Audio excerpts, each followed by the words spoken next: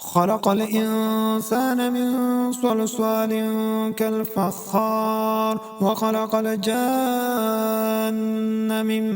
مارج من نار فبأي آلاء ربكما تكذبان رب المشرقين ورب المغربين فبأي آلاء ربكما تكذبان مرج البحرين يلتقيان بينهما برزخ لا يبغيان فبأي آلاء ربكما تكذبان يخرج منهما اللؤلؤ والمرجان فبأي آلاء ربكما تكذبان وله الجوار المنشآت في البحر كالأعلام فبأي آلاء ربكما تكذبان